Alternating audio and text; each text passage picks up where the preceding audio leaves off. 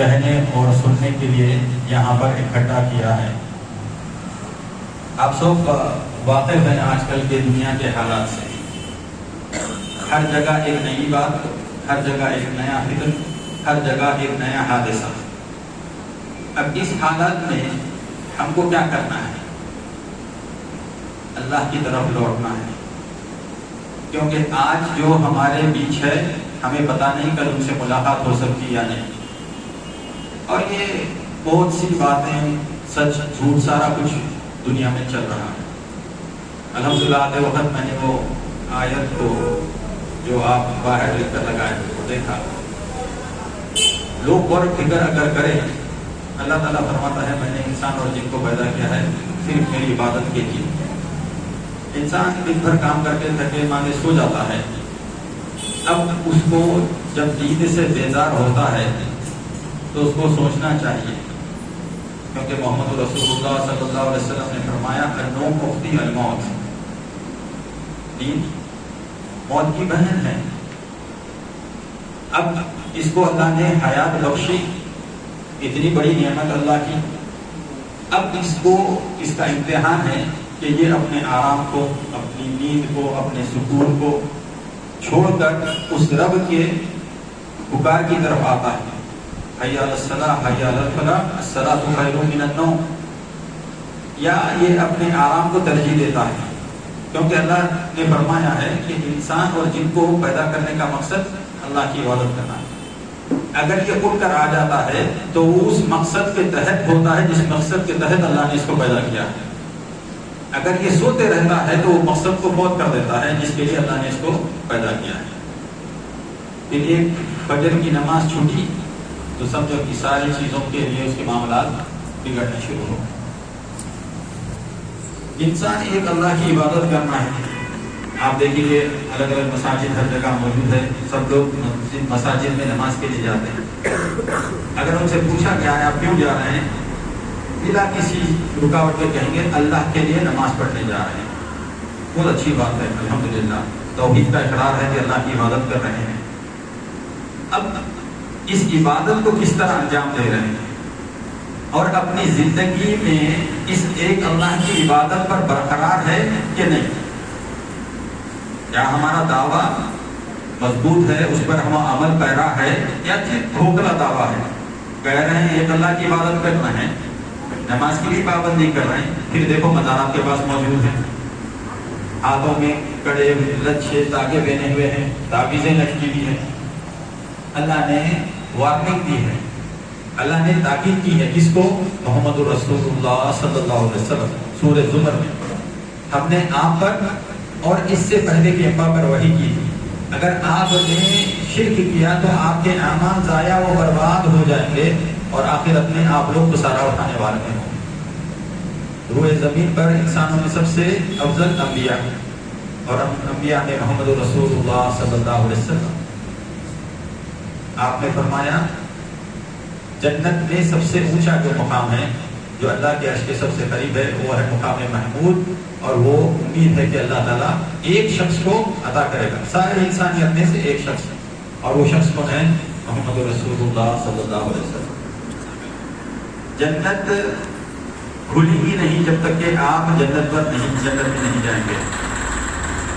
حساب کتاب شروع نہیں ہوگا، میں شارٹ پڑھ رہا ہوں، جب تک کہ آپ نے فرمایا کہ سارے انسان پریشان ہوں گے، قیام کے پاس جائیں گے، التجا کریں گے کہ اتنا بڑا دن، اتنی ہیبت، اتنی پریشانی کا دن، کوئی کسی کے ساتھ دینے والا نہیں، انبیاء بھی انسانوں کا ساتھ چھوڑ دیں گے، آپ اللہ کے پاس جائیں گے، اللہ تعالیٰ آپ کو وہ کلمات سکھائیں گا جو کائنات میں کسی کو نہیں معلوم۔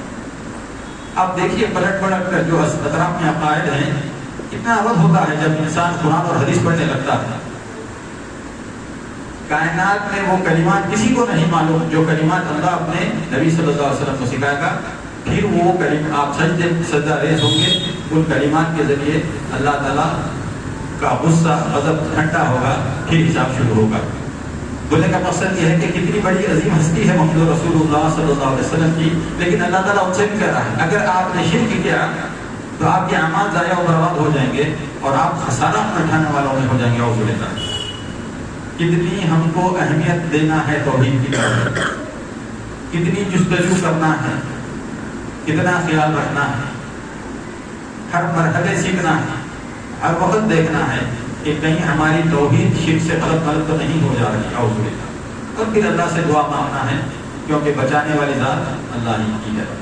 پھر اللہ تعالیٰ فرما رہے ہیں کہ اللہ جو چاہے گناہ کو، جتنا بڑا ہو چھوٹا ہو، جو چاہے وہ معاف کر دے گا، لیکن اللہ شرک کو معاف نہیں کرے گا۔ اللہ نے یہ طے کر دیا ہے، اللہ شرک کو معاف نہیں کرے گا۔ اور پھر فرماتا ہے انہ من یشرک باللہ فقد حرم اللہ علیہ الجنہ ومأواہ النار وما للظالمین من انصار۔ کتنی برکت یعنی ڈرنے والی آیت ہے، کیونکہ معاشرے میں ہمارے اپنے لوگ ان غلط عقیدوں میں ملوث ہیں، اور اللہ کہتا ہے کوئی شک نہیں ہے اس بات میں کہ جو شرک کی حالت میں مرا اللہ نے اس پر جنت کو حرام کر دیا ہے۔ ساری کائنات مل جائے اسے جنت میں داخل نہیں ہو سکتا، اور ایسے ظالموں کا کوئی حامی مددگار بھی نہیں ہونے والا ہے۔ آج کیا کیا بنائے ہوئے ہیں، فلانے کے پیر ہو جاؤ، فلانے کے آستانے پر چلے جاؤ، فلانے کے ساتھ علاقہ جوڑ لو، تمہارا کام بن جائے گا۔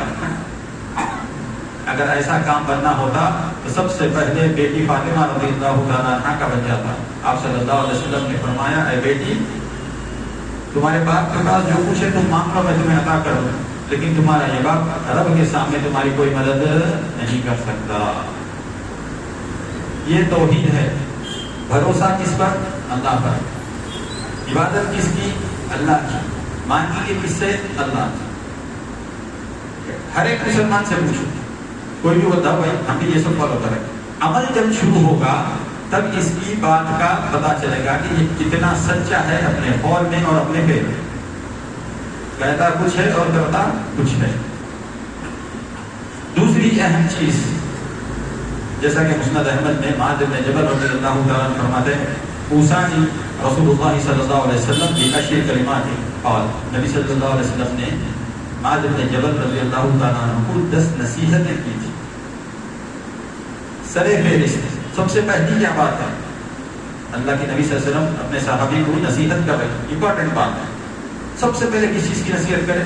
لا تشرک باللہ شیئا، اللہ کے ساتھ کسی کو شریک نہیں ٹھہرانا۔ وَإِن قُتِلْتَ وَهُوَ بِالْقِتَالِ، چاہے تمہارا قتل کر دیا جائے، چاہے تمہیں زندہ آگ میں پھینک دیا جائے۔ کسے کہہ رہے ہیں؟ اپنے صحابی کو کہہ رہے ہیں، محمد رسول اللہ صلی اللہ علیہ وسلم۔ ہمارے ساتھ اتنی سخت معاملات نہیں، ہم کو تو آسانی ہے الحمدللہ، توحید پر چلنے کے لیے بہت سہولتیں ہیں۔ ہاں ضرور ہے کہ کچھ لوگ ناراض ہو جائیں گے کچھ حد تک، لیکن انسان توحید پر آ جاتا ہے، کیونکہ ہم سب تقریباً وہیں سے آ رہے ہیں جہاں سے پہلے تھے۔ اللہ تعالیٰ ہمارے بھی لوگوں کو توحید کی توفیق عطا فرمائے۔ آمین۔ کیا کر رہے ہیں؟ توحید پر آ گئے، نمازوں سے غافل، توحید پر آ گئے وہ بری عادتوں کو برقرار رکھیں، توحید پر آ گئے انہی سے میل جول، انہی کے کسٹم ٹریڈیشنز میں ملوث ہو رہے ہیں۔ اللہ نے جو توفیق دی ہے شرک کی ضلالت اندھیروں سے نکال کر، تو اب اس انسان کی ذمہ داری اور بڑھ گئی۔ غفلت کی زندگی تھی، کوئی داغا بن کے سمجھ رہا جنت میں چلے جا رہا، کوئی تعویذ لٹکا کے سمجھ رہا جنت میں چلے جا رہا، کوئی کس کا مرید بن کے جنت میں چلا جا رہا، کوئی جمعرات کسی قبرستان پر جا کر سمجھ رہا کہ یہ بخشا لیں گے جنت میں چلے جا رہا۔ اس ضلالت سے نکال کر اللہ نے توحید کی توفیق دی۔ اب اس کی ذمہ داری کیا ہو گئی کہ جتنا ہو سکے اللہ اور اس کے رسول کی فرمانبرداری کرے، جتنا ہو سکے دین سیکھے، اور جو دین سیکھے اس پر عمل پیرا ہو۔ ایک بندہ اپنا عقیدہ تبدیل کرتا ہے اور اس کے معاملات ویسے ہی ہوتے ہیں، تو سوچو گھر والوں پر کیا اثر پڑے؟ کوئی اثر نہیں پڑا، نہ اس کی زندگی پہ کوئی اثر پڑا، نہ ان کے لیے کوئی پڑا۔ ویسے ہی بندہ پہلے تھا غفلت میں، رات بھر باہر گزار دیتا، نماز کی فکر میں کچھ نہیں۔ اللہ نے توحید دی، نماز کا پابند ہو گیا، گھر والے بھی فکر کرنے لگتے۔ کیا بات ہے؟ یہ جھوٹ بولنا چھوڑ دیا، راتوں کو بھر رہنا چھوڑ دیا، نماز کا پابند ہو گیا، اور کسی معاملے میں کسی کو دھوکہ نہیں دے رہا، بتائیے کوئی نہ کوئی تو بات ہے اس کے۔ یہ عمل سے پھر وہ ثابت کرتا ہے۔ تو ہم سب کو ایک دوسرے کو احساس دلانا ہے اس چیز کا کہ بھائی اللہ نے ہم کو وہ نعمت دی ہے کہ اسی وقت سے جب تک ہماری حیات ہے اسی مسجد میں اگر سجدے میں رہ جائیں اور مر جائیں تو بھی اس نعمت کا ہم شکر ادا نہیں کر سکتے جو اللہ نے ہمیں عطا کی ہے. وہ نعمت ہے توحید کی نعمت. اللہ ہمیں موحد کی زندگی پر رکھے قائم اور اسی پر موت دے اور قیامت میں موحدین کے بیچ میں اس کو اٹھائے. آمین یا رب العالمین. دوسری اہم چیز ہے محمد رسول اللہ صلی اللہ علیہ وسلم کی اتباع. کیا ہم نے ڈیسائیڈ کیا ہے کہ محمد رسول اللہ صلی اللہ علیہ وسلم کی اتباع کریں گے یا ان کو فالو کریں گے؟ نہیں، یہ بھی اللہ کے حکم سے ہی ہے. جیسا کہ سورہ نساء میں اللہ سبحانہ و تعالیٰ فرماتے ہیں وَمَا أَرْسَلْنَا بِرَسُولٍ إِلَّا لِيُطَاعَ بِإِذْنِ اللَّهِ. ہم نے پیغمبر کو بھیجا ہے اس لیے کہ اس کی اطاعت کی جائے اللہ کے اذن سے، اللہ کے حکم سے. تو ہم محمد رسول اللہ صلی اللہ علیہ وسلم کے پیچھے پیچھے چل رہے ہیں. کس کے حکم سے؟ اللہ سبحانہ تعالیٰ کے حکم سے. پھر اللہ نے فرمایا مَن يُطِعِ الرَّسُولَ فَقَدْ أَطَاعَ اللَّهَ. جس نے محمد رسول اللہ صلی اللہ علیہ وسلم کی بات مان لی دراصل اس نے اللہ کی بات مان لی. کتنی اہمیت کی بات ہے کسی اور کے پاس یہ دلیل جو اماموں کو فالو کر رہے ہیں، فلانے پیر کو فالو کر رہے ہیں، فلانے ان کو فالو کر رہے ہیں، کہیں کہ یہ بزرگ ہیں تو بہت سا زیادہ علم ہے، یہ بہت ان کا سلسلہ وہاں تک پہنچ رہا ہے، یہاں تک پہنچ رہا ہے. کوئی دلیل نہیں. لیکن ہمارے پاس محمد رسول اللہ صلی اللہ علیہ وسلم کے پیچھے چلنے کی دلیل کیا ہے؟ یہ اللہ کا حکم ہے. صحیح مسلم کے اندر نبی صلی اللہ علیہ وسلم نے ابو ہریرہ رضی اللہ تعالیٰ عنہ سے روایت میں فرمایا من اطاعنی فقد اطاع اللہ ومن عصانی فقد عصى اللہ. جس نے میری فرما برداری کی دراصل اس نے اللہ کی فرما برداری کی، اور جس نے میری نافرمانی کی اس نے اللہ کی نافرمانی کی. ایک چھوٹی سی حدیث میں کل محدثۃ بدعہ وکل بدعۃ ضلالہ وکل ضلالۃ فی النار. آپ صلی اللہ علیہ وسلم کا تقریباً جمعے کے خطبات میں، نکاح کے خطبات میں اور تقریباً آپ کا یہ لوگوں کے ساتھ ایڈریس رہتا ہے. کیا ہے آپ کا؟ امت کو تلقین دینا یا ٹیچنگ کرنا کہ ہر نئی چیز سے بچو، کیونکہ ہر نئی چیز بدعت ہے اور ہر بدعت گمراہی ہے اور ہر گمراہی جہنم کی کا ٹھکانہ ہے. اب سوچو ہم کتنا اس پر عمل کر رہے ہیں، کیونکہ اللہ نے کہہ دیا ہے نبی صلی اللہ علیہ وسلم کی بات سنیں گے تو کیسا ہے؟ ویسے جیسے کہ اللہ کی بات سننا ہے. یہ حدیث کے ساتھ اپنے آپ کو رکھ کر دیکھ لو. کیا میرا اٹھنا بیٹھنا سونا جوتی پہننا مسجد میں داخل ہونا گھر میں داخل ہونا کھانا کھانا ملاقاتیں کرنا کیا اس کی دلیل میرے پاس ہے کہ وہ محمد رسول اللہ صلی اللہ علیہ وسلم کے عمل سے میچ ہو رہی یا نہیں؟ اگر نہیں ہو رہی تو آج کل کے ماحول میں علم بہت آسانی سے حاصل کیا جا سکتا ہے. ہم سنتے ہیں امام بخاری رحمہ اللہ ایک مہینہ سفر کرے، 2 مہینے سفر کرے حدیث سننے کے. آج آپ حدیث کسی سے پوچھو، واٹس ایپ ہے، 2 منٹ کے اندر کتاب کے اندر سے آپ کو حدیث مل جاتی ہے. 2-4 گھنٹے کے اندر مل جاتی ہے. تو ہم اپنی صبح سے لے کر واپس نیند میں جائیں، جو حیات ہم کو اللہ نے دی ہے، پھر ٹیمپرری جو موت ہم کو ملنے والی ہے، اس تک ہماری زندگی کا ہر عمل محمد رسول اللہ صلی اللہ علیہ وسلم کی سنت کے موافق کریں. چھوٹی سی مثال ہے جوتا پہننا یا چپل پہننا. انسان کیسے بھی پہن سکتا ہے، لیکن محمد رسول اللہ صلی اللہ علیہ وسلم سیدھے پیر سے پہنتے تھے اور دائیں پیر سے اتارتے. ایک صاحب بولے بھائی اس میں بھی پرٹیکولر ہے نا؟ ہاں بالکل ہے. کیونکہ اللہ نے مجھے وہ توفیق دی ہے کہ میں نبی صلی اللہ علیہ وسلم کے پیچھے پیچھے چلوں ہر معاملات میں دلیل کے ساتھ. کیونکہ بہت سے لوگ بہت سی باتیں آپ صلی اللہ علیہ وسلم کے نام سے ہوتے. ایک بار واٹس ایپ پہ ہمارے پاس ایک حدیث آئی، عجیب بات تھی. اس کے اندر میرے کو بات تو یاد نہیں، نیچے لکھا تھا بخاری. اب سب لوگوں نے بخاری کی حدیث ہم تحقیق کرے، ہمارے استاد کو بھیجے وہ تحقیق کرے. بولے بھائی بخاری میں تو یہ حدیث ہی نہیں. پھر پتا چلا کہ یہ حدیث کہیں موجود ہی نہیں. واٹس ایپ چاقو کے جیسا ہے. گھر کے اندر چاقو ہے، چھری سے آپ جو ہے میوہ کاٹو، سبزی کاٹو، یا باہر جا کے کسی کو کاٹو، دونوں کا فرق کیا ہے؟ ویسی ہے. اس سے آپ تحقیق کرو، سچی بات کی تصدیق کرو. اور ایک بڑا مسئلہ یہ بھی ہے، جو سنے وہ ایک میسج 15 گروپ سے آ رہا اور وہ تحقیق بھی نہیں ہوئی. اس محمد رسول اللہ صلی اللہ علیہ وسلم نے فرمایا انسان کے جھوٹا ہونے کے لیے کافی ہے کہ وہ سنی سنائی بات بغیر تحقیق کے آگے کرے. یہ سمجھ رہا کہ یہ فائدے میں ہے لیکن دراصل اس میں نقصان میں آ جا رہا ہے. ہم دیکھیں گے آپ صلی اللہ علیہ وسلم کی اتباع کرنے کا دنیا میں اجر کیا ہے اور وعید کیا ہے، آخرت میں اجر کیا ہے اور وعید کیا ہے. اب دنیا میں موجود ہے، سب آخرت میں بھی جمع ہونے والے ہیں انشاءاللہ. اس دنیا میں کیا ہے؟ سورہ نور میں اللہ تعالیٰ فرماتا ہے قل اطیعوا اللہ و اطیعوا الرسول. آپ کہہ دیجیے ان سے کہ یہ اللہ کی فرما برداری کرے اور اللہ کے رسول صلی اللہ علیہ وسلم کی فرما برداری کرے. پھر آگے اللہ تعالیٰ اس آیت میں فرماتا ہے وَإِن تُطِيعُوهُ تَهْتَدُوا. اگر یہ آپ کی فرما برداری کریں گے تو یہ ہدایت پر قائم رہیں گے. اسی معاملے میں نبی صلی اللہ علیہ وسلم کو چھوڑ کر کسی بھی امام کی کسی بھی اور شخصیت کی پیروی، صحابہ کی بھی بات میں چلے جائے، خلفائے راشدین کی بھی بات لے لیں جو نبی صلی اللہ علیہ وسلم سے میچ نہیں ہوتی بالفرض، تو کیا ہے؟ ہدایت کے راستے سے ہٹ جا رہا ہے. ہدایت کا راستہ کیا ہے؟ عبداللہ بن مسعود رضی اللہ تعالیٰ عنہ سے ایک صحابہ نے پوچھا صراط مستقیم کیا ہے؟ ان کا جواب یہ بتاتا کہ محمد رسول اللہ صلی اللہ علیہ وسلم کس طرح سے صحابہ کو علم سکھا کر گئے. انہوں نے کہا اس کا ایک سیرا وہ ہے جس پر محمد رسول اللہ صلی اللہ علیہ وسلم ہم کو چھوڑ کر گئے تھے اور اس کا دوسرا کنارہ جنت میں ہے. اس پر چلتے رہو، آزو دیکھو نہ بازو دیکھو، بس سیدھا راستہ جائے گا کدھر؟ سیدھا جنت. اس میں کوئی شک نہیں. وارننگ وعید کیا ہے اگر سے نبی صلی اللہ علیہ وسلم فرما برداری نہیں کریں گے؟ اللہ سبحانہ تعالیٰ سورہ نور میں فرماتا ہے فَلْيَحْذَرِ الَّذِينَ يُخَالِفُونَ عَنْ أَمْرِهِ أَن تُصِيبَهُمْ فِتْنَةٌ أَوْ يُصِيبَهُمْ عَذَابٌ أَلِيمٌ. لوگوں کو اللہ سبحانہ تعالیٰ فرماتا ہے لوگوں کو محمد رسول اللہ صلی اللہ علیہ وسلم کی ایک بھی حکم کی نافرمانی کرنے سے بچنا چاہیے. کیوں؟ کہیں ایسا نہ ہو کہ وہ کوئی فتنے میں ملوث ہو جائے یا آسمان سے اللہ پر عذاب نازل کر دے.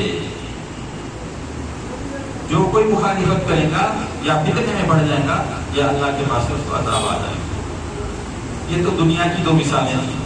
اگر فالو کریں گے محمد رسول اللہ صلی اللہ علیہ وسلم کو تو ہدایت پہ رہیں گے، اگر نافرمانی کریں گے تو یا فتنے میں پڑ جائیں گے یا اللہ تعالیٰ کے پاس سے عذاب نازل ہو جائے گا. اور اللہ تعالیٰ کی عطا کی بھی کوئی بھی چیز چاہے وہ اجر ہو یا عذاب ہو کائنات میں کوئی روک نہیں سکتا. آخرت کا کیا حال ہے؟ کیونکہ یہ زندگی تو ختم ہونے والی ہے، آخرت کی زندگی ہمیشہ ہمیشہ کی. اللہ کے نبی صلی اللہ علیہ وسلم کی فرمان برداری کرنے کا کیا فائدہ ہے؟ سورہ نساء میں اللہ سبحانہ وتعالیٰ فرماتا ہے وَمَن يُطِعِ اللَّهَ وَرَسُولَهُ يُدْخِلْهُ جَنَّاتٍ تَجْرِی مِن تحتہا الْأَنْہَارُ خَالِدِینَ فِیہَا وَذَلِکَ الْفَوْزُ الْعَظِیمُ.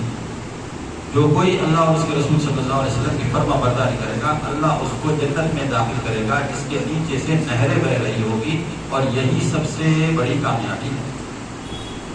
کون کہہ رہا ہے؟ اللہ سبحانہ وتعالیٰ کہہ رہا ہے. سب سے بڑی کامیابی حاصل کرنا ہے تو کہاں جانا ہے؟ جنت میں.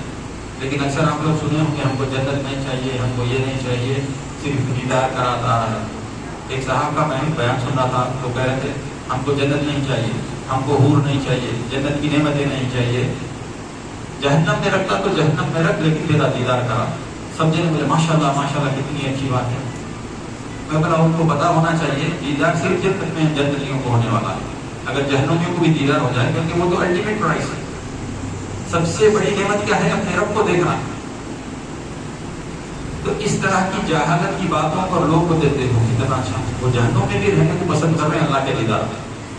اللہ سے دعا کر رہے ہیں اللہ ہم کو نہیں چاہیے، ہم کو نہیں چاہیے، ہم کو جہنم میں رکھ لیکن تیرا دیدار کر. لوگوں کو علم نہیں ہے، وہ سب چلتا ہے. لیکن اللہ تعالیٰ کیا فرما رہے ہیں؟ جو جنت میں داخل ہو گیا اس نے سب سے بڑی کامیابی حاصل کر. کیوں کرنی ہے کامیابی حاصل؟ ایک تو ساری نعمتیں جو کبھی ختم ہونے والی نہیں ہے، دوسرا اس عذاب سے بچ گیا جو جہنم میں چکنے والے ہیں. اعوذ باللہ. دیکھ رہے ہیں آپ، ایک تو عذاب سے بھی بچ رہا، دوسرا نہ ختم ہونے والی نعمتیں. اس کی مثال کیا ہے؟ محمد رسول اللہ صلی اللہ علیہ وسلم نماز پڑھا رہے تھے، آگے ایک اسٹیپ ہوئے پھر ایک پیچھے اسٹیپ ہوئے، پھر فرمایا میرے سامنے، میں ایک اسٹیپ آگے ہوا کیونکہ میرے سامنے جنت پیش کی گئی تھی اور میں اس کے اندر انگور کے گوشے دیکھ رہا تھا. میں ایک قدم آگے ہٹا اس سے توڑ کر تم کو دے دوں لیکن مجھ کو منع کر دیا گیا. اللہ اکبر. آپ کی خواہش تھی کہ انگور کا ایک گوشہ توڑ کر صحابہ کو دے دوں، لیکن منع کر دیا گیا۔ اسے کیا پتہ چلتا؟ ہر کام کرنے کا اختیار کس کے ہاتھ میں ہے؟ صرف اللہ کا۔ اور پھر فرمایا اس ذات کی قسم جس کے ہاتھ میں میری جان ہے، اگر میں وہ توڑ کر تم کو دیتا قیامت تک کھاتے اس کو ختم نہیں کر سکتے۔ ایک نعمت ہے انگور کا گوشہ، تو ہم دیکھتے رہتے ہیں۔ میں کبھی سوچتا ہوں اس حدیث کے مطابق اگر بدینے میں لٹکا دیا جاتا وہ گوشہ، ساری انسانیت کھاتے رہتے، ختم ہی نہیں کر سکتی، قیامت تک کھاتے تھے، ختم نہیں کر سکتے۔ تو ایسی نعمت ہے جنت، ایسی ایسی نعمتیں ہیں جنت میں، اور اس میں داخل ہونا سب سے بڑی کامیابی۔ اور وہ کیسے ہو سکتا؟ اللہ کی فرمانبرداری کر کے اور محمد رسول اللہ صلی اللہ علیہ وسلم کی فرمانبرداری کر کے۔ پھر سورہ نساء میں اللہ سبحانہ وتعالیٰ فرماتا ہے وَمَن يُطِعِ اللَّهَ وَرَسُولَهُ فَأُولَٰئِكَ مَعَ الَّذِينَ أَنْعَمَ اللَّهُ عَلَيْهِم مِّنَ النَّبِيِّينَ وَالصِّدِّيقِينَ وَالشُّهَدَاءِ وَالصَّالِحِينَ وَحَسُنَ أُولَٰئِكَ رَفِيقًا۔ جو اللہ اس کے رسول صلی اللہ علیہ وسلم کی فرمانبرداری کریں گے تو اللہ سبحانہ وتعالیٰ فرماتے ہیں وہ لوگ ان کے ساتھ ہوں گے جن پر اللہ نے انعام کیا ہوگا، اللہ کا فضل ہوا ہوگا۔ کون ہیں؟ نبیوں کے ساتھ، صدیقین سچے لوگوں کے ساتھ، شہداء کے ساتھ اور صالحین کے ساتھ۔ ہم تو نبی نہیں ہیں، اللہ تعالیٰ ہمیں صدیق بنا دے، سچا بنا دے، اللہ تعالیٰ ہم کو شہداء میں شامل کر دے، اللہ تعالیٰ ہم کو صالحین میں شامل کر دے۔ یہ کب شامل ہو سکتے ہیں؟ جب نبی صلی اللہ علیہ وسلم کی اتباع کریں گے اور وہ فکر رکھیں گے ہر عمل کے وقت دماغ میں ایک اسٹرائک ہونا کہ میں یہ عمل کر رہا ہوں آپ صلی اللہ علیہ وسلم کی سنت کے موافق ہے، نہیں ہے تو میں فوری پوچھ لیتا ہوں، دلیل مل جاتی الحمدللہ، پھر میں کسی اور کو اس کی ترفیق کرتا ہوں۔ باہر جاتے جاتے لوگوں کو دیکھے بھائی آپ اس طرح سے جوتی مت پہنو کیونکہ یہ سنت، اپنا کام ہے نہ حسن طریقے سے بتا دینا، ہو سکتا ہے اس پر عمل کرا، وہ گھر جا کے اپنے گھر والوں کو بولے تو انشاءاللہ تمام امت میں یہ ایک سنت ہو جائے گی کہ سیدھے پیر سے جوتی پہنے گی، لیفٹ پیر سے اتارے گی۔ جتنے لوگ عمل کریں گے اس کو بھی ضرور ملے گا۔ جب معاشرے میں سنت بڑھتے جائیں گی تو کیا ہوگا؟ اللہ کی رحمت نازل ہونا شروع ہوگی، ساری کائنات ایک سائڈ ہو جائے گی لیکن ان کا کچھ بگاڑ نہیں سکتی۔ اپنے آپ صلی اللہ علیہ وسلم کے راستے کو چھوڑ دیا، اللہ تعالیٰ نے ہم کو بھیڑ بکریوں کی طرح جنگل میں چھوڑ دیا، اعوذ باللہ۔ جو چاہے آؤ، جدھر سے چاہے مارو، جدھر سے چاہے نکل جاؤ۔ ہو رہا نہیں ہو رہا آج کل؟ دیکھ رہے ہیں، دیکھ رہے ہیں۔ مسلمان کو ڈر ہو رہا گھر سے نکلنے، کہیں ٹریول کرنے، دوسرے ملک کو جانے، اپنے حلیے کو مسلمانوں کی طرح رکھنے۔ ذرا داڑھی بڑی ہو گئی پورے بازار میں باہر جاؤ یوں دیکھنے رکھے، کوئی دوسرے پلانٹ سے نہیں آیا آدمی، آپ کے جیسے ہی ہاتھ پیر ہے، آپ کے جیسے چہرہ ہے، لیکن عجیب دکھنے لگ رہا۔ اور ایک چیز، یہ ایک ایسی سنت ہے جس کا اجر 24 گھنٹے چلتے رہتا ہے۔ انسان سو رہا بھی تو سنت پہ عمل کر رہا، کھانا کھا رہا بھی تو سنت پہ عمل کر رہا، کہیں سفر کر رہا تو بھی سنت پہ عمل کر رہا، نماز میں بھی ہے تو سنت پہ عمل کر رہا۔ کوئی اور عمل نہیں ہے جو 24 گھنٹے چلتا سوائے اس سنت کے۔ اب اس کے اوپر کتنے باتیں ہیں سوچ لو۔ ابھی عمر ہی کیا ہوئی، حج کے بعد داڑھی چھوڑ لینا تھا، یہ عمر میں تو تم ہم سے بوڑھے دکھ رہے ہیں، طرح طرح کی باتیں، طرح طرح کی باتیں۔ پھر بعض لوگ رمضان میں چھوڑ لیتے ہیں، رمضان کے بعد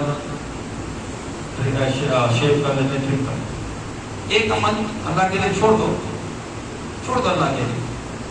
ایک چیز تو لے جائیں گے رب کے پاس، اللہ تعالیٰ کیا تھا کیا نہیں تھا نہیں معلوم، لیکن ایک چیز تانے سنے، مشکلیں سنے، لوگوں کی نظریں بدلی، لیکن ہم نے تیری سنت کو تیرے بدن سے نہیں چھوڑا، تیرے نبی کی سنت کو تیرے بدن سے نہیں چھوڑا۔ آسان ہے، داڑھی چھوڑنا آسان ہے، داڑھی بنانا مشکل ہے، اور اس میں فائدہ نہیں ہے، اس میں پورا فائدہ ہے۔ تو لوگ کیا کرنے لگے؟ مشکل کو اپنا رہے اور آسانی کو چھوڑ دے رہے۔ نہ دنیا میں اس کا فائدہ ہو رہا، نہ آخرت میں اس کا فائدہ ہو رہا۔ دنیا میں بھی نقصان ہے، شیونگ بلیڈ خریدو، کریم خریدو، فلاں ٹلا، پھر اس کے آفٹر شیو لگاؤ، اتنی چیزیں ہو رہی۔ کبھی ہم کو داڑھی کے بارے میں سوچنا ہی نہیں پڑتا، اٹھے پانی نہ لے، گھر سے نکل کے کھاتا، لائف بھی سمپل ہو گئی، کہیں بھی چلے جاؤ، کہیں بھی آ جاؤ، آرام سے آرام ہے، پیسے بھی بچ گئے، چہرہ بھی صاف رہ گیا، سنت کے موافق عمل بھی ہو گیا۔ یہ آپ صلی اللہ علیہ وسلم کی سنت پر چلنے کے فائدے ہیں۔ تیسری جو ہمارے لیے بینیفٹ ہے اس دنیا میں، اللہ تعالیٰ فرماتا ہے وَإِن تُطِيعُوا اللَّهَ وَرَسُولَهُ لَا يَلِدْكُم مِّنْ أَعْمَالِكُمْ شَيْئًا إِنَّ اللَّهَ غَفُورٌ رَحِيمٌ۔ اگر اللہ اور اس کے رسول صلی اللہ علیہ وسلم کی فرما برداری کریں گے تو اللہ اس بات کی گارنٹی دے رہا ہے کہ وہ تمہارے اعمال میں سے ذرہ برابر بھی اگر کم ہونے نہیں دے گا۔ اللہ اکبر۔ ایک آدمی نماز کے لیے آتا ہے، محنت مشقت کر کے بارش ہو رہی فجر کی نماز پڑھ، لیکن اس کی نماز سنت سے نہیں، اللہ کے پاس وقت ہوئی نہیں، لیکن اتباع میں اگر وہ نماز پڑھے گا تو نماز کا جو اجر ہوگا وہ اللہ تعالیٰ کا وعدہ ہے کہ کوئی بھی عمل ہو، نماز ہو، روزہ ہو، زکوٰۃ ہو، صدقہ ہو، حج ہو، اگر اتباع رسول اللہ صلی اللہ علیہ وسلم کے تحت ہوگا تو اللہ یہ گارنٹی دے رہا کہ اس کے اعمال کے اجر کو ضائع ہونے نہیں دے گا۔ کتنی بڑی نعمت ہے۔ اب ہم وہی دیکھتے ہیں کہ آخرت میں ان لوگوں کا کیا ہوگا جو آپ صلی اللہ علیہ وسلم کی نافرمانی کرتے ہیں یا آپ کی سنت بتانے پر منہ پھیر لیتے ہیں۔ آپ سنت کسی کو بتاؤ، تم کو معلوم ہوا، ان کو نہیں معلوم ہوا، وہ صاحب یہ بول رہے تھے ان کو نہیں معلوم ہوا، اتنے بڑے محدثین پوچھے اس کو نہیں معلوم ہوا، بھائی ان کا کیا ہوا وہ ان کے ساتھ چلے گا۔ ہمارے سامنے سنت آ گئی تو ہمارا کیا کام ہے؟ سمیعنا و اطعنا، ہم نے سنا اور اب ہم اس کی فرما برداری میں لگ جائیں گے۔ دوسرا آپشن ہی نہیں ہے ہمارے پاس، دوسرا کوئی آپشن ہی نہیں ہے۔ جن کے لیے جو یہ سمجھ لیے کہ محمد رسول اللہ صلی اللہ علیہ وسلم بھی وہی ہستی ہے جو پیغام لے کر آئے تھے رب کے پاس سے، اور کوئی ہے جو پیغام لائے تھے نہیں، تو پھر پیغام کہاں دیں گے جا کے؟ ایسے کس کے پاس جا کر پوچھیں گے؟ آپ صلی اللہ علیہ وسلم سے ہی پوچھیں گے۔ پہلی وہی جو سورۃ جن ہے، وَمَن يَعْصِ اللَّهَ وَرَسُولَهُ فَإِنَّ لَهُ نَارَ جَهَنَّمَ خَالِدِينَ فِيهَا أَبَدًا۔ جو اللہ اس کے رسول صلی اللہ علیہ وسلم کی نافرمانی کرے گا، اللہ تعالیٰ کہہ رہا ہے بے شک وہ جہنم میں رہے گا اور ہمیشہ ہمیشہ کے لیے جہنم میں، خالدین فیہا ابدا۔ تو اس بات کا لوگوں کو ڈر ہونا چاہیے کہ آپ صلی اللہ علیہ وسلم کی سنت اگر وہ ترک کر دیتے ہیں تو ہمیشہ کی جہنم میں جانے کا ہے۔ اور دوسری کون سی چیز ہے؟ اللہ کے ساتھ شرک کرنے سے ہمیشہ ہمیشہ کی جہنم ہے۔ اگر کوئی انسان کفر پہ مرتا ہے ہمیشہ ہمیشہ کی جہنم ہے۔ اور آپ صلی اللہ علیہ وسلم کی اتباع میں بھی یہ چانس ہے کہ وہ ہمیشہ ہمیشہ کی جہنم میں جا سکتا ہے۔ سورہ فرقان میں ہے وَيَوْمَ يَعُضُّ الظَّالِمُ عَلَى يَدَيْهِ يَقُولُ يَا لَيْتَنِي اتَّخَذْتُ مَعَ الرَّسُولِ سَبِيلًا۔ آخرت میں جو لوگ آپ صلی اللہ علیہ وسلم کے بتائے ہوئے راستے پر نہیں چلتے وہ کیا کہیں گے؟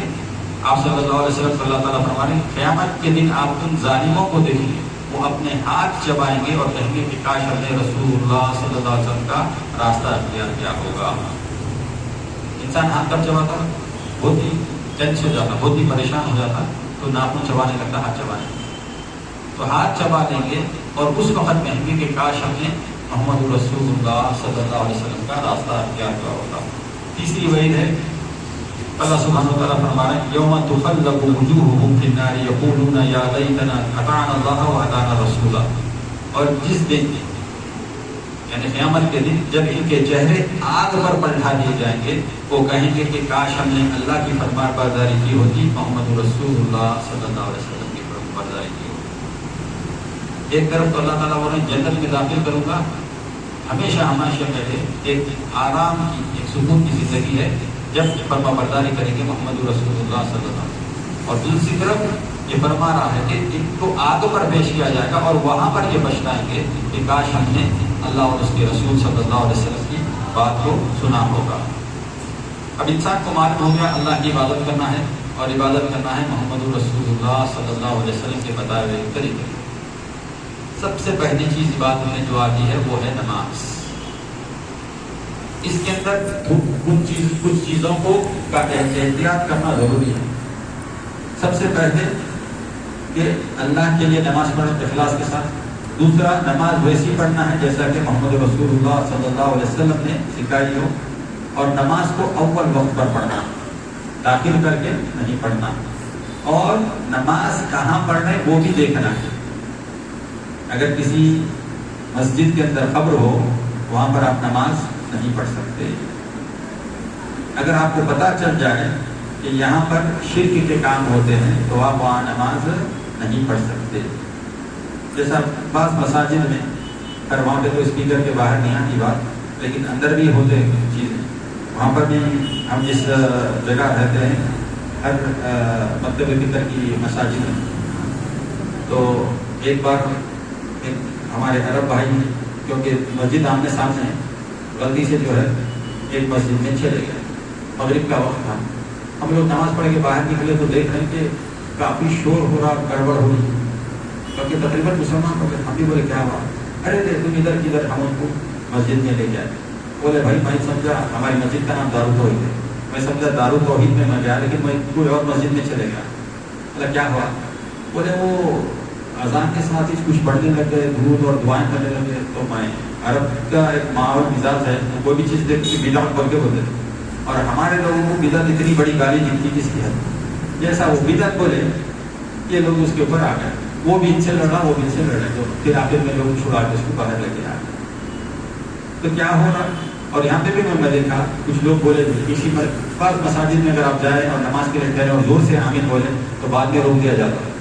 ویسے آپ کو اگر آمین بولنا ہے تو کل سے اس مسجد میں مت آئیے. پیر سے پیر لگانے پر جھگڑا ہوتا ہے, تو کیا ہم وہاں جا کے نمازیں پڑھیں گے؟ کہنے کا مقصد یہ ہے کہ ان مساجد میں نماز پڑھو جہاں پر توحید ہی ہو, شرک کا کوئی ذرا سا بھی اثر نہ ہو, اور ان مساجد میں نماز پڑھو جہاں پر سنت کو ترجیح دی جاتی ہے. اگر کچھ اونچ نیچ ہو گئی, سنت بتا دی گئی تو سنت کو ترجیح دی جاتی ہے, اور جو چیزیں سنت سے ثابت نہیں تھی ان کو چھوڑ دیا جاتا ہے. ایک اور بات ہے, فرض کریں آپ قیام اللیل یا تراویح جیسا کہتے ہیں پڑھنے کسی مسجد میں چلے گئے, امام صاحب جو ہے وطر کے لیے ٹھہر گئے. آپ کو پتا ہے وطر کا طریقہ کیا ہے؟ مغرب کی طرح نہیں پڑھنا ہے. 2 رکعت میں اگر بیٹھ جائیں گے تو سلام کرنے کے لیے ہرنا, تینوں ایک ساتھ پڑھ لیں گے, یہ سنت سے ثابت ہے. اب جو لوگ دوسرے نماز پڑھتے ہیں وہ 2 رکعت تشہد میں بیٹھ کے مغرب کی طرح اٹھتے ہیں, پھر بیچ میں وہ رکعت توڑ رہے ہیں, پتہ نہیں کیا کیا باتیں چلتی. اب کیا اس آدمی کو وہ نماز دل کو لگے گی؟ کیونکہ اس کو پتا ہے یہ نماز سنت کے موافق ہے, وہ نماز میں سے نکل کے جا بھی نہیں سکتا کیونکہ امام کے پیچھے نہ اس ادھر کا رہا نہ ادھر کا رہا, نماز ہی کنٹینیو کرنا دل نہیں بولا. اب سوچو جب اس کو خود اپنی نماز سیٹسفائڈ نہیں ہے تو اللہ کے پاس کیا قوت ہوگی؟ تو اسی لیے ہم کو یہ دیکھنا چاہیے. ہاں کہیں ایسی چیز ہو رہی تو آپ بات کرو, جیسا آپ کے محلے کی مسجد ہے جہاں قریب میں رہتے ہیں کہ امام صاحب کو دیکھیے کوئی چیز ایسی ہے جو سنت کے موافق نہیں, آپ کو بتاؤ احسن طریقے سے. اور الحمدللہ ہماری مساجد میں تو ہر چیز کو دلیل کے ساتھ قبول کرتے ہیں. امام صاحب کی غلطی ہو گئی اسے بھی تسلیم کر لیتے ہیں الحمدللہ. اگر کرنے نہ لگے امام صاحب تو سمجھو گے کچھ مسئلہ ہے. امام صاحب اگر سب بولے کہ نہیں بھائی میں سب معلوم, آپ مجھے مت سکھائیے, تو سمجھ جاؤ آپ کو کچھ نہیں معلوم. کیونکہ جو آدمی یہ کلیم کرا کہ میرے کو سب معلوم ہے, وہیں سے اس کا علم ختم ہونا شروع ہو گیا سب. تو کہنے کا مطلب یہ ہے کہ آپ نماز کہاں پڑھ رہے ہیں یہ آپ کی ذمہ داری ہے کہ آپ دیکھیں. دوسری چیز اور آخری چیز, نماز میں خشوع اور خضوع کا اہتمام کریں. مسجد میں داخل ہو رہے ہیں سب سے پہلے وہ شیطان کو بند کرو, اور وہ شیطان بنا ہوا ہے ہونا. ایک صاحب ہماری مسجد میں نماز کے لیے آئے اور ان کے فون رنگ ٹون کے اندر گالیاں بھرے ہوئے, اور الحمدللہ ہم لوگ تو خیر اس ماحول سے اللہ کی فضل سے دور ہے. نماز کے اندر ان کا فون بجا اور اتنی واحیات گالیاں شروع ہو گئی فون میں, جس پہ میوزک تو بہت ڈفرینٹ چیز ہے. تو ہر آدمی کو احساس کے ساتھ آنا ہے. مسجد میں آنے سے پہلے وضو بنا کر آنے کے داخل ہوتے وقت سیدھے پیر سے داخل ہو, جوتی اتارنے کا اہتمام کریں, مسجد میں کسی کو تکلیف نہ دیں. یہ ساری چیزیں ہم کو یعنی فوکس رہنا ہے آنے کے واسطے, just for the sake of coming, یعنی آنے کے واسطے آنے بول کے نہیں آنا ہے مسجد. یہ ساری چیزوں کا اہتمام کرتے ہوئے مسجد کو آنا ہے, اور ہر وہ چیز کا جو آپ خیال کریں گے کرامین کاتبین لکھتے جائیں. بندہ سنت سے جوتی اتارا, بندہ جو ہے دوسروں کو تکلیف نہیں کیا, گھر سے وضو بنا کر آیا, اندھیرے میں ہر چیز لکھی جا رہی ہے, یا تو نیکیوں میں یا بدوں میں. نماز کا اپنی 5-10 منٹ کا ایکسٹرا ٹائم لے. پانی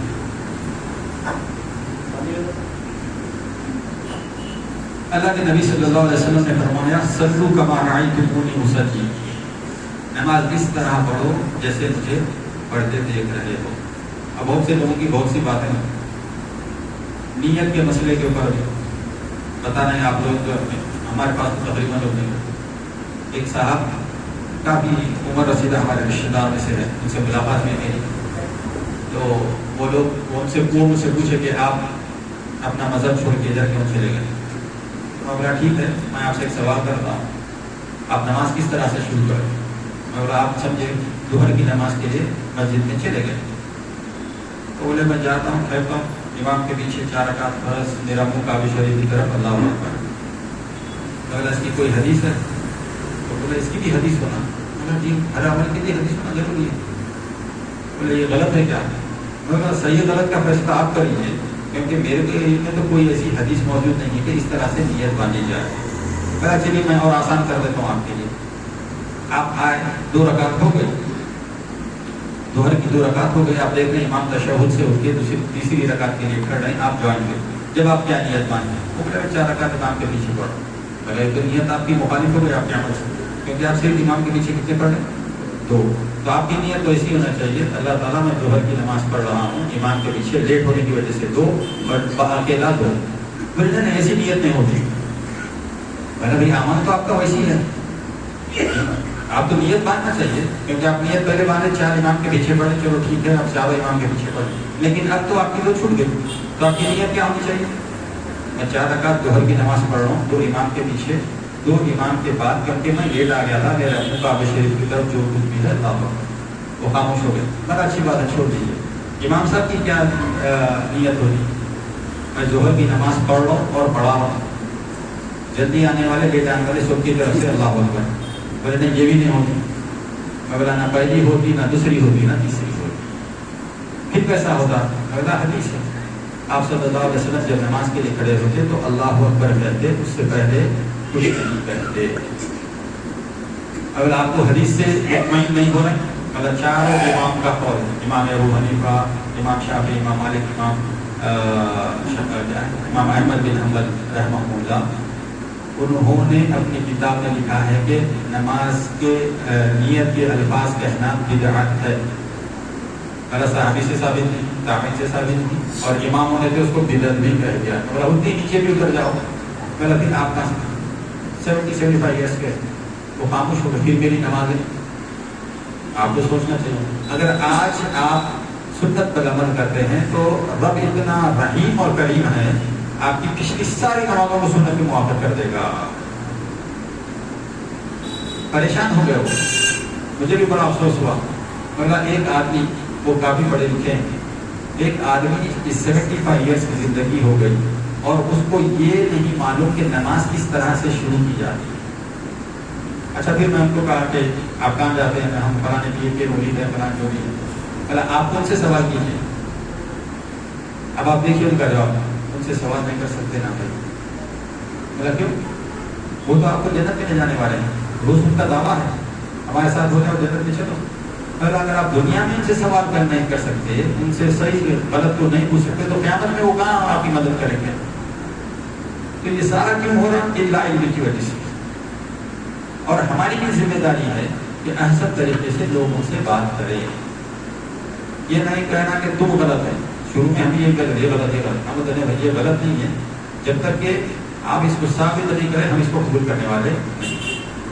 उनको काम दो, थोड़ा होमवर्क उनको भी दो, बोलो भाई ये नेकी है, हमसे हम के मुहर्रम कर रहे हैं इस नेकी से, आप दलील दो, क्योंकि हमारा ये रुझान अल्लाह ने बना दिया है, बगैर दलील के हम अमल पे नहीं जाते। जैसा कि इमाम बुखारी रहमतुल्लाह ने अपने सही में बाबा अल-इल्म क़ब्ल अल-अमल, अमल करने से पहले इल्म का होना ज़रूरी है। और एक इतनी बड़ी चीज़ है और इतनी वसी चीज़ है, पढ़ते पढ़ते पढ़ते मर जाते लेकिन ये मुकम्मल नहीं कर सकते। बहरहाल अल्लाह ताला हमें तौफीक अता फरमाए, आमीन। हुज़ैफा रज़ियल्लाहु ताला अन्हु से बुखारी और सनद नसाई के अंदर हदीस है, उन्होंने एक आदमी को देखा जो नमाज पढ़ रहा है, तो उससे पूछा तुम कब तुसल्ली हाज़िही सलाह, तुम कितने अरसे से इस तरह नमाज पढ़ रहे हो? उसने कहा क़ाल मुन्ज़ु 40 आमा, 40 साल से इस तरह नमाज पढ़ रहे हैं। साहबी जब किसी से मिलने तो कौन हुए? ताबई हुए ना। तीसरा जनरेशन नबी सल्लल्लाहु अलैहि वसल्लम का एक जनरेशन, सहाबा का एक ताबई।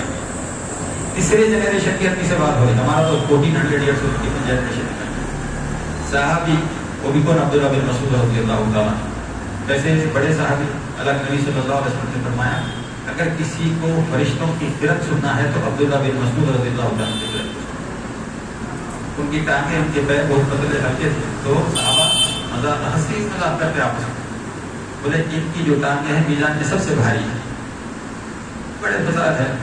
وہ صحابی کس سے پوچھ رہے ہیں؟ تابعی سے پوچھ رہے ہیں. تابعی بھی بہت بڑی نعمت ہے، کوئی تابعی بھی بننا نعمت ہے. کتنے سال سے نماز پڑھ رہے ہیں؟ تو وہ بولے 40 سال سے میں اسی طرح نماز پڑھ رہا ہوں. کیا بولا؟ اور ما صلیت منذ 40 سنہ، تم نے 40 سال میں کوئی نماز نہیں پڑھی. اللہ اکبر. تابعی کی 40 سال کی نماز جو پڑھ چکے ہیں، صحابی اس کو کنفرم کر رہے ہیں کہ تم نے کوئی نماز نہیں پڑھی. کیوں نہیں پڑھی؟ اور آگے کیا فرما رہے ہیں؟ وَلَوْ مِتَّ وَأَنْتَ تُصَلِّي هَٰذِهِ الصَّلَاةَ، اگر تم یہ اسی طرح نماز پڑھتے پڑھتے مر گئے، 40 سال سے تو پڑھ رہے ہیں، اور آگے بھی اگر پڑھتے پڑھتے مر گئے تو کیا ہوگا؟ لَمِتَّ عَلَىٰ غَيْرِ فِطْرَةِ مُحَمَّدٍ صلی اللہ علیہ وسلم، تم کسی اور دین پر مرو گے، اس دین پر نہیں مرو گے جو محمد رسول اللہ صلی اللہ علیہ وسلم لے کر آئے تھے. صحابی تابعی کو بول رہے ہیں 40 سال سے یہ نماز پڑھ رہے ہیں، یہ پڑھتے پڑھتے اگر مر گئے، تم تو پہلے پڑھے نہیں 40 سال سے، کوئی نماز ہی نہیں ہوئی تمہاری، اور پڑھتے پڑھتے اگر مر گئے تو تم اس کسی اور فکر پہ، کسی اور دین پر مرو گے، وہ دین پر نہیں مرو گے جو محمد رسول اللہ صلی اللہ علیہ وسلم لے کر آئے. پھر انہوں نے فرمایا ثم قال ان الرجل ليخفف ويتم ويحسن، انسان مختصر نماز پڑھ سکتا ہے لیکن اس کو احسن کر کے اچھی طریقے سے پڑھ سکتا ہے. وہ دیکھے تھے کیا کر رہے تھے، ہوتا ہے رکوع اور سجدے میں جلدی جلدی کر رہے تھے. تو کیا بولیے صاحب، تمہاری یہ نماز 40 سال سے پڑھنے کے قبول نہیں ہے، اور اسی نماز کو پڑھتے پڑھتے مر گئے تو تم اسلام پہ نہیں کسی اور مذہب پہ مر رہے ہیں. تو کتنا خشوع اور خضوع کا خیال رکھنا ہے ہم کو نماز میں. آپ کہیں اور نماز پڑھنے چلے جائیں، کیونکہ ہم لوگوں کو الحمد للہ عادت ہے آرام سے رکوع کرنا، پھر رکوع سے آرام سے سجدے میں جانا. اگر آپ اس حساب سے سجدے میں گئے تو امام کو دوسرے سجدے میں پا لیں گے، کیونکہ تیزی سے چل جاتے ہیں. اور ایک چیز کا خیال رکھیے، جب تک یہ محمد رسول اللہ صلی اللہ علیہ وسلم اپنے پیشانی زمین پر سجدے میں ٹکاتے نہیں، صحابہ جھکنا شروع نہیں کرتے تھے. بخاری کے حدیث، سمیع اللہ لمن حمیدہ بول کے امام صاحب کھڑے ہو گئے، تھوڑی دیر سکون سے ٹھہرے گئے، اور آپ صلی اللہ علیہ وسلم سے فرمایا ہر مومنٹ کے بعد آپ کے جوائنٹس نارمل پوزیشن پہ آ جانا، سکون میں آ جانا، موونگ میں رہنا. اور پھر اس کے بعد آپ سجدے میں جاتے تھے اللہ اکبر کہتے ہوئے. تو جب تک کہ آپ کی پیشانی زمین پر نہیں ٹکتی، فرسٹ سب کے جو صحابہ ہے اپنا جھکنا شروع نہیں کرتے تھے.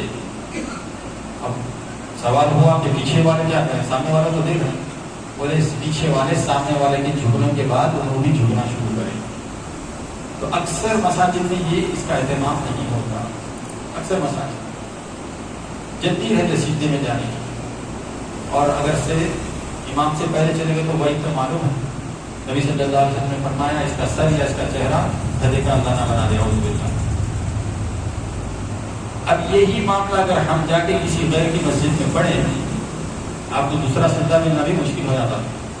آپ ویٹ کر رہے ہیں کہ امام جو ہے سر ٹکائے تو میں جھکوں. آپ جب جھکنا شروع کریں گے تو ان کا دوسرا سجدہ بھی شروع ہے، سبحان ربی الاعلیٰ سبحان ربی الاعلیٰ اللہ. پھر گئے کہ اللہ خوشبو اور خضوع ختم. تو اس کا اہتمام کرنا بہت ضروری ہے.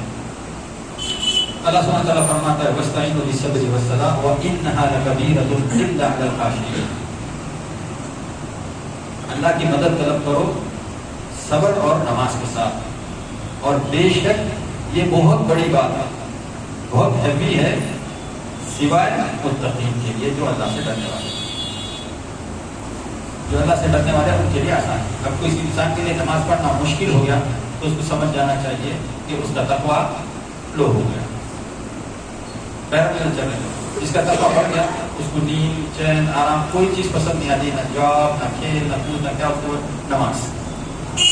اور آدمی مسلمان ہونے کا دعویٰ کیسے کر سکتا ہے جب وہ نماز کی فکر لے کر اپنی زندگی نہیں گزارتا؟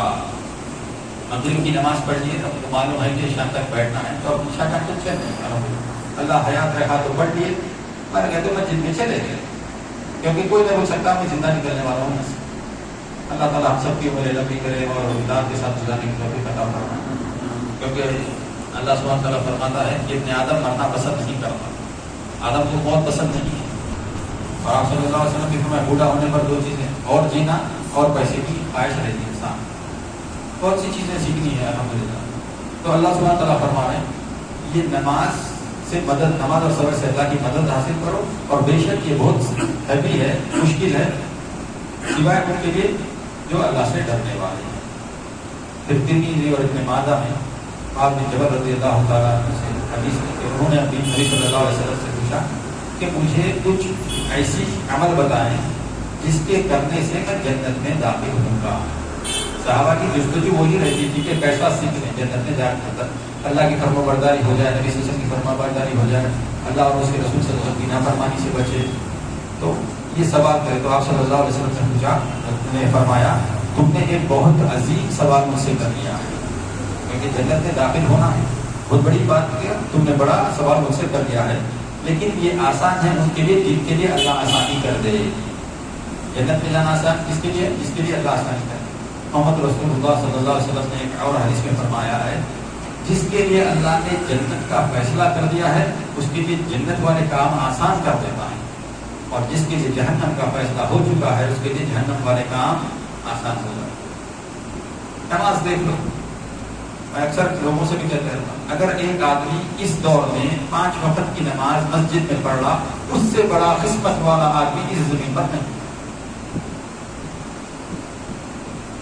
ڈیفینیٹلی توحید اور اتباع میں پڑھا نماز، اگر 5 وقت کی نماز کو مسجد میں پڑھ لے رہا ہے اس سے بڑا قسمت والا نہیں، کیونکہ اس نے ایک ایسا فریضہ انجام دے دیا ہے جو اس کو برائی سے بھی بچائے گا، رب کی قربت، رب اللہ کے قریب بھی کر دے گا، آپ صلی اللہ علیہ وسلم کی آنکھوں کی ٹھنڈک کا بھی کا اہتمام کر لے گا، اور پھر اپنے لیے جنت کے لیے راستہ آسان کر دے گا۔ ابو داؤد کے اندر حدیث ہے، اللہ کے نبی صلی اللہ علیہ وسلم فرمایا جب کسی بندے کو امتحان کے بعد قبر میں لٹا دیا جاتا ہے اور فرشتے آ کر اس کو اٹھاتے ہیں، کرام کاتبین ہے نا، منکر نکیر آ کے اسے اٹھا لیتے ہیں، بے گناہوں کا ذرا بہت مسئلہ ہے، منکر نکیر آ کے اٹھا لیتے ہیں اور اس سے جب سوال شروع کرتے ہیں، اور الحمدللہ سے یہ معلوم ہوتا ہے کہ میں بھی انسان ہوں الحمدللہ، تو جب اسے سوال کرتے ہیں، سوال کرنے کے لیے اس کو اٹھاتے ہیں تو اس کو ایسا نظر آتا ہے اس کی خبر میں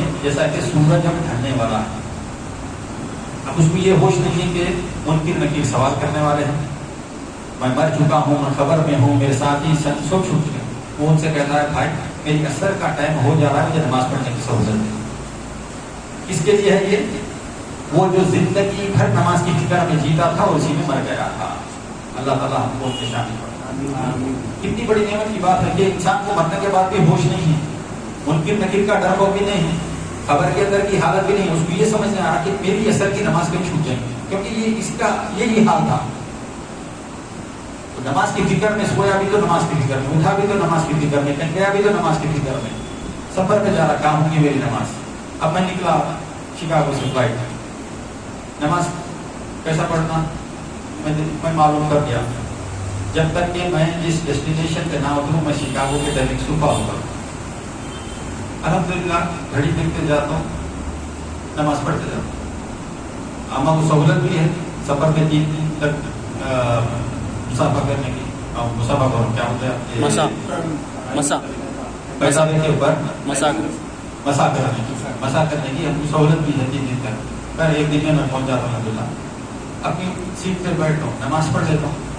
جب ڈیسٹینیشن پہ اترتا ہوں وہاں پہ ٹائم آج تک تو گھڑی فون سب اپڈیٹ ہو جانے ٹائم سے، وہاں کا ٹائم دیکھتا ہوں، اگر وقت ہے اس وقت کی نماز پڑھ لیتا ہوں، پھر یہاں آ جاتا ہوں، یہاں کی فالو کر لیتا ہوں۔ تو الحمدللہ اللہ تعالیٰ بڑی بات سے بتائے، بولنے کا مقصد یہ ہے کہ نماز آپ پڑھتے رہے، ہوا میں رہو، سمندر میں رہو، پانی میں رہو، کہیں چلتے رہو، تفریح میں رہو، آپ کی پہلی فکر کیا ہونا کہ نماز، اور سب سے دوسری فکر کیا ہونا کہ قریب مسجد کون سی ہے۔ اب میں فلائٹ میں تو مسجد نہیں دیکھ سکتا، لیکن اب میں چنچل گوڑے سے نکلا ہوں، شیروالا کسی کام سے آ رہا ہوں، اور بھائی کے ساتھ اکثر باہر نکلتے رہتے ہیں، تو میں بولتا ہوں بھائی ظہر کا ٹائم ہوتا، وہ بولے ہاں میرے کو معلوم ہے لیکن قریب میں یہ مسجد ہے، نماز پڑھ گیا۔ تو یہ فکر کس کی آئی کہ کیسا آئی؟ اللہ کے فضل سے آئی۔ اللہ تعالیٰ توفیق دیا، جستجو کر رہی، اپنے ضمیر کو، اپنے آرام کو ماننا ہے تھوڑے دن، تو پھر اس کی عادت پڑ جاتی ہے، اس کی عادت پڑ جاتی ہے، نماز چھوٹنے کا چانس بہت کم ہو جاتا ہے۔ لیکن ایک غفلت آئے گی، دوسری آتی، دوسری سے تیسری آتی، پھر غافلوں میں اعوذ باللہ شمار ہو جاتا ہے۔ تو معاذ بن جبل رضی اللہ تعالیٰ عنہ جب نبی صلی اللہ علیہ وسلم سے پوچھا کہ مجھے عمل ایسا بتائیں جس سے میں جنت میں داخل ہوتا ہوں، تو اللہ کے نبی صلی اللہ علیہ وسلم نے فرمایا تم نے بہت بڑی ہی بات پوچھی ہے، لیکن ان کے لیے آسانی ہے جن کے لیے اللہ آسان کر دے۔ سب سے پہلے کیا کہا؟ تعبد اللہ ولا تشرک به شیئا، ایک اللہ کی عبادت کرو اور اس میں کسی کو شریک۔ ہمیشہ یہ دیکھ لو سب سے پہلی چیز کیا ہے؟ توحید۔ ایک کافر بھی مسلمان ہونے آ رہا تو اس کو یہ نہیں بولتے بھائی دیکھو نماز پڑھنا ہے تم شراب چھوڑ دینا، نہیں، اس کو بولتے تم پہلے کلمہ پڑھ لو پھر دھیرے دھیرے سب چیزیں چھوٹ جائیں گی۔ تو سب سے پہلی چیز ہمیشہ توحید۔ تو پہلی نصیحت اور پہلی چیز جو وہ اللہ کے نبی صلی اللہ علیہ وسلم نے معاذ بن جبل رضی اللہ تعالیٰ عنہ بتائی وہ یہ کہ اللہ کی عبادت کرنا اور اس کی عبادت میں کسی کو شریک نہیں کرنا۔ اور دوسری چیز وتقیم الصلاۃ، نماز قائم کرنا۔ توحید کے فوری بعد نماز آتی ہے، 5 پلرز بھی وہی ہے نا، توحید ہے، اس کے بعد نماز۔ وتؤتی الزکاۃ، زکوٰۃ ادا کرنا۔ اللہ تعالیٰ مسلمانوں کو صحیح طریقے سے زکوٰۃ ادا کرنے کی توفیق عطا فرمائے۔ یہ معاملے میں بھی بہت پیچھے ہو جائے۔ ہمارے پاس ایک مسئلہ آیا تھا، شوہر اور بیوی دونوں جاب کرتے، 9 منتھس تک شوہر کے اکاؤنٹ میں پیسے رہتے، 9 منتھس کے بعد وہ بیوی کے اکاؤنٹ میں کر دیتے۔ بولتے بھائی 7 گزرنے کے بعد زکوٰۃ ہے، میرے پاس تو صرف 9 مہینے تھے۔ بولا بڑی بد نصیبی اور بدبختی ہے تمہاری، تم ہم کو نہیں اس کے ساتھ کھیل رہے ہیں، اللہ کے دین کے ساتھ اور اللہ کے حکم کے ساتھ، اور یہ تم ساتھ لے جانے والے ہو اپنی خبر میں، یا کہ یہ تمہارا مال تمہارے ساتھ زندگی میں ہمیشہ رہنے والا ہے۔ دوسرے پل سارا بزنس اعوذ باللہ ختم ہو گیا، تم روڈ پہ آ گئے، دوسرے پل ہی ہو سکتا ہے۔ مال کی محبت تباہ کر دے رہی مسلمان۔ تو زکوٰۃ ادا کرنا، وتصوم رمضان، رمضان کے روز رہنا، وتحج البیت، یعنی اللہ کے گھر کا حج کرنا اگر سے استطاعت ہو۔ عمر رضی اللہ تعالیٰ عنہ کا قول ہے، انہوں نے فرمایا اگر کوئی مسلمان استطاعت رکھتے ہوئے حج کرے بغیر مر جائے، اعوذ باللہ، اللہ تعالیٰ ہم سب کو ہماری آنے والے نسلوں کو اس وعید سے بچائے، آمین۔ انہوں نے فرمایا مجھے کوئی پرواہ نہیں وہ یہود ہو کر مرے یا نصرانی ہو کر مرے، استطاعت رکھ کر نہیں مرا۔ تو امیر المومنین کا قول ہے کہ وہ یہ تصور کرتے اگر یہ استطاعت رکھ کر بھی حج نہیں کرا تو کیسا مرنے والا ہے؟ یہودی ہو کے مری کا، نسل میں کوئی فکر نہیں ہے۔ اتنی امپورٹنٹ ہے یہ چیز۔ بخاری میں علی رضی اللہ تعالیٰ عنہ سے حدیث ہے، انہوں نے فرمایا نبی صلی اللہ علیہ وسلم نے فرمایا اما اہل السعادۃ فیسرون لعمل السعادۃ، اچھے اعمال اچھے لوگوں کے لیے اللہ تعالیٰ آسان بنا دیتا ہے، اور وہ اما اہل الشقاوۃ فیسرون لعمل الشقاوۃ، اور برے اعمال برے لوگوں کے لیے آسان کر دیتا ہے۔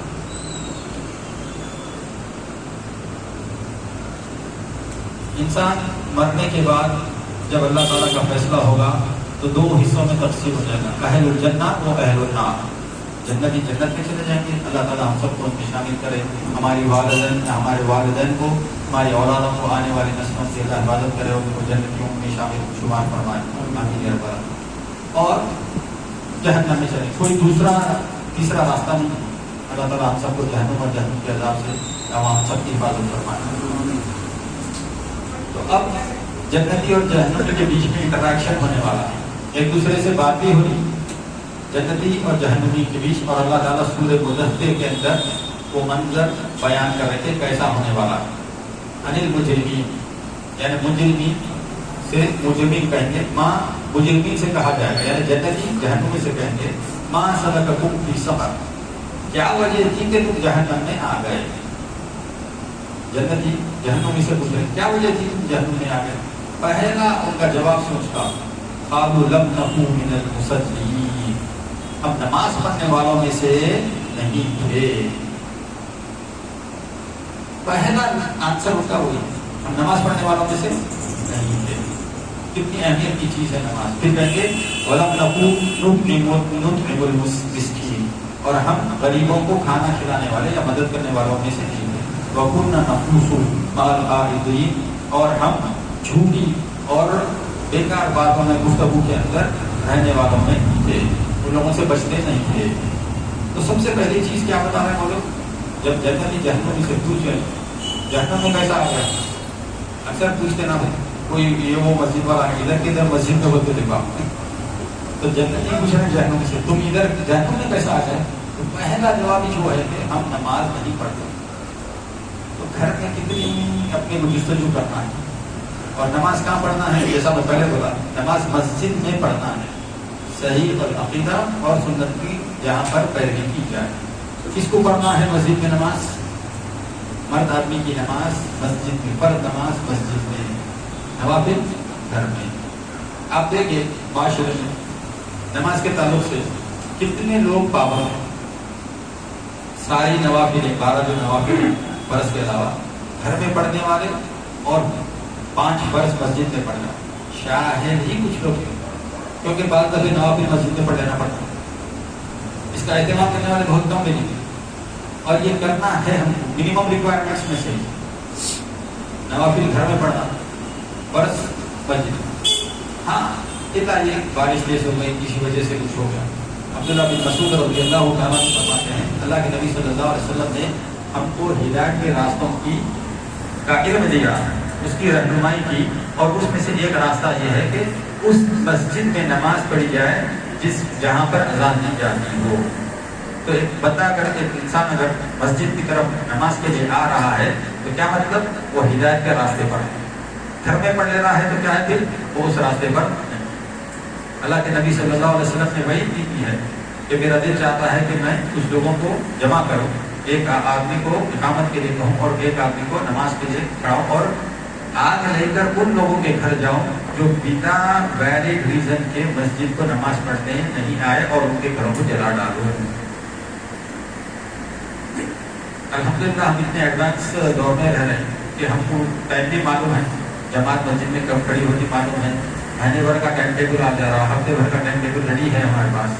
अब हमारा काम क्या है, 10-15 मिनट के, ये नमाज शुरू होने से 10-15 मिनट, अब ये मेरी जिंदगी के मेरे नहीं है, किसके है, मेरे रब के है।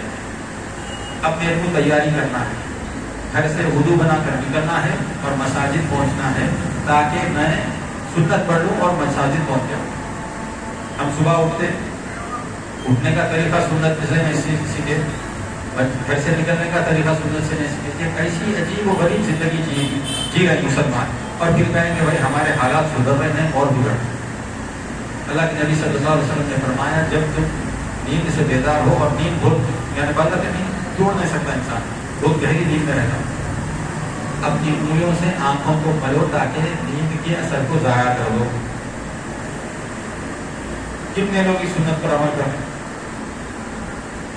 सुबह उठे, नींद में से उठ भी गए, सुन्नत है, तैयार हो गए नमाज में। एक सुन्नत लिखी गई, वुदू बनाए, आपके गुनाह झड़ गए। आपसे सब पढ़ना, जब बंदा वुदू बनाता है, हाथ से गुनाह झड़ जाते, चेहरे से गुनाह झड़ जाते, पैर से। अब घर के बाहर फजर है, 2 रकात सुन्नत पढ़ लें। अल्लाह के नबी क्या फरमाया, अल्लाह ताला को दुनिया और दुनिया में जो कुछ है उससे ज्यादा पसंद क्या है, फजर की 2 सुन्नत है। आप 2 सुन्नत पढ़ लिए तो आप दुनिया के सारे दौलत से भी ज्यादा बड़ा काम करें। दुनिया में कोई भी ऐसा इंसान कभी गुजरा ही नहीं कि सारी दौलत का क्लेम करने वाला, कि सारी दौलत उसकी थी, कोई भी नहीं मिला। फिर वो बाहर जब निकलेगा घर से, तो अल्लाह के नबी सल्लल्लाहु अलैहि वसल्लम ने फरमाया, उसको वही अजर दिया जाएगा जैसे कोई एहराम बन के हज के लिए निकलता है। 5 वक्त हज की निकलने का अजर जाया कर रहे हैं, 5 वक्त। सोचो 5 बार हज को जाने वालों में नाम लिखा जाए, रोज 5 बार जाना तो जिंदगी में एक बार फर्ज है, लेकिन रोज उसका नाम किसमें लिखा है, क्या अजर मिल रहा है उसको, वैसे जैसे एहराम बनकर हज से घर से हज के लिए निकल रहा हो। फिर आप सल्लल्लाहु अलैहि वसल्लम ने फरमाया, जब ये रात में निकलता है अंधेरे में, तो क़यामत में इसके लिए नूर होगा। क्या होगा वो नूर? सिरात के ऊपर, जिसको फुल सरात कहते हैं, उसका भी डिस्क्रिप्शन किए हैं अल्लाह के नबी से। अंधेरे में है और बारीक है, जहन्नम के ऊपर बिछा दिया जाएगा, और सबसे पहले मोहम्मद रसूलुल्लाह सल्लल्लाहु अलैहि वसल्लम उसको अबूर करेंगे, उसको पार करेंगे। कुछ लोग होंगे जो बर्फी की तेज रफ्तारी से निकले, अल्लाह ताला हमको उनमें शामिल करना। कुछ लोग होंगे मुश्किल से निकल जाएंगे, कुछ गिरते पड़ते जख्मी खा के निकलेंगे, और हुक्स लगे हुए हैं, गुनहगारों को पकड़ के जहन्नम में फेंक देना। اندھیرے میں ہے، اگر بہت ہی زیادہ اندھیرا ہو گیا، گھر سے نکلے تو مسجد کو آنے میں ٹھوکر لگنے کا یہ ڈر رہتا، اندھیرے میں ہے، لیکن نور ہوگا ان کے لیے جو رات میں مساجد کو اللہ کی عبادت کے لیے آتے تھے، ان کے لیے قیامت کے دن نور ہوگا، اور ہر آدمی کا نور اس کے ساتھ ہوگا. بھائی تیرے پاس نور نہیں ہے، تیرے نور میں شامل ہو جاؤ، نو آپشن، نو چانس. تو یہ نور کتنا کلٹیویٹ کر رہے ہیں ہم، اپنا نور کتنا اکٹھا کر رہے ہیں جو ہم کو کل صلات کے لیے کام میں آنے والا ہے. فجر کی نماز، عشاء کی نماز، دو ہی نماز اندھیرے میں ہوتے ہیں نا، باقی کے سارے دن میں ہوتے ہیں. پھر اللہ کے نبی صلی اللہ علیہ وسلم نے فرمایا جو فجر کی نماز جماعت سے پڑھے اور عشاء کی نماز جماعت سے پڑھے، ایسا ہے جیسے کہ اس نے رات بھر عبادت میں گزاری ہو، چاہے وہ سوتا رہا ہو، کھاتا رہا ہو، کرکٹ میچ دیکھتا رہا ہو، لہو کام نہ کرے. بولا بھائی آج رات بھر عبادت میں پیچھے گیا، میں فجر بھی جماعت سے پڑھ لیا، عشاء بھی جماعت سے پڑھ لیا، پھر وہ پکچر شروع کر لیتے. ایسے کام نہیں، تقوی والا آدمی ہونا چاہیے. کتنا اجر ہے. اور پھر اللہ کے نبی صلی اللہ علیہ وسلم نے فرمایا جب یہ نکلتا ہے ہر ایک قدم پر ایک نیکی لکھی جاتی ہے اور ایک گناہ معاف کیا جاتا ہے. بس حدیث میں ہے اس کا ایک درجہ بلند کیا جاتا ہے، اس کا ایک گناہ معاف کیا جاتا ہے. یہ مسجد کو آنے کی کتنی فضائل ہے. اور پھر جب مسجد میں آتا ہے اور نماز میں ٹھہرتا ہے، اور جب امام ولد آمین کہتا ہے اور یہ آمین کہتا ہے اور اس کا آمین فرشتوں کی آمین سے مل جاتا ہے، تو اللہ سبحانہ وتعالیٰ اس کے پچھلے گناہوں کو معاف کر دیتا ہے. ڈیلی پیوریفیکیشن پروسیس ہے. اگر سے رسول اللہ صلی اللہ علیہ وسلم کی سنت پر عمل کیا جائے، پھر وہ نماز میں جب سجدے میں جاتا ہے تو اس کے گناہ جھڑ جاتے ہیں. اور مسجد میں نماز پڑھنا گھر میں نماز پڑھنے سے 27 گنا زیادہ اجر ہوتا ہے. اور پھر وہ جب نماز پڑھ کر جاتا ہے، اللہ کے نبی صلی اللہ علیہ وسلم نے فرمایا من صلی صبح وهو فی ذمۃ اللہ، جو صبح کی نماز مسجد میں پڑھ لیا وہ اللہ کی ضمانت میں آ گیا. روز حفاظت کی گارنٹی ہے اللہ کے پاس، ہم کو لینا ہے جا کے. ہمارے سب کے گھر میں دودھ آتا ہے، چائے پیتے بچے رہتے، دودھ خود ہی چاہتا یا جا کے لانا پڑتا یا کوئی کسی کو لا کے دینا پڑتا. حفاظت مسجد میں رکھی ہوئی ہے، جو آئے گا اس کو ملے گی، جو نہیں آئے گا وہ اس دن اللہ کی حفاظت سے چلے گا. شاید دوسری وجہ سے مل جائے لیکن یہ آسانی سے ملنے والی ہدایت. پھر اللہ کے نبی صلی اللہ علیہ وسلم نے فرمایا قیامت کے دن کوئی سایہ نہیں ہوگا سوائے رحمان کے عرش کے. اور 7 کیٹیگریز 7 قسم کے لوگ ہیں، 7 طرح کے عمل کریں گے تو ان کو ہی نصیب ہوگا سایہ اور کسی کو نہیں ہوگا. اس میں سے سب سے آسان کیا ہے؟ جس کا دل اللہ کی مساجد سے جڑا ہوا ہو. سب سے آسان. مہینے گزر جا رہے ہیں، ہفتے گزر جا رہے ہیں، مسجد میں لوگ نظر نہیں آ رہے. کیا ہوگا اس سے؟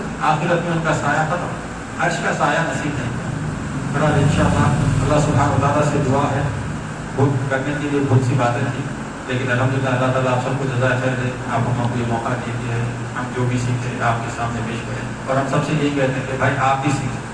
ہم میں سے ہر آدمی نماز پڑھانے کے قابل ہو، ہر آدمی جمعے کا خطبہ دینے کے قابل ہو، میت کو غسل دینے کے لیے قابل ہو، میت کو نماز پڑھانے کے لیے قابل ہو، دفن کرنے کے لیے قابل ہو. ہر اس چیز میں بچہ پیدا ہو گیا انتظار کر رہے ہیں، انہوں چاہنا تو اذان دینا، بیوی چاہنا تو پوری بھی چاہنا تو اذان نہیں. آپ تو عقیدے کا کیا سسٹم ہے سیکھو، آپ سیکھو، ساری چیزیں سیکھ رہے ہیں. ویزے نکالنا سیکھ رہے ہیں، جاب کرنا سیکھ رہے ہیں، گاڑیاں خریدنا سیکھ رہے ہیں. حتیٰ کہ مارکیٹ میں گئے تو ٹماٹے کو بھی دیکھ کے خرید رہے ہیں. لیکن دین کو کیا کر رہے ہیں؟ ان کا اچھا دکھا دیجیے، وہ چھوڑے، ان کا اچھا دکھا دیجیے. یہ چلے. دین سیکھو اور دوسروں کو سکھاؤ. اللہ تعالیٰ ہم سب کو دین سیکھنے اور سمجھنے کی، اس پر عمل پیرا کی توفیق عطا فرمائے دلیل کے ساتھ. اللہم نجنا من المواہدین والمتبعین والمتطہرین والمتقین والتوابین برحمتک یا ارحم الراحمین. اللہ تعالیٰ ہم کو ان لوگوں میں بنا جو توحید پرست ہیں، جو محمد رسول اللہ صلی اللہ علیہ وسلم کی اتباع کرنے والے ہیں، جو پاک صاف رہنے والے ہیں، جو اللہ سے ڈرنے والے ہیں اور جو توبہ کرنے والے ہیں اپنی رحمت سے. اے رحم کرنے والوں میں سب سے زیادہ رحم کرنے والے اللہ ہماری دعاؤں کو قبول فرما. وآخر دعوانا ان الحمد للہ رب العالمین. جزاکم اللہ خیر. السلام علیکم.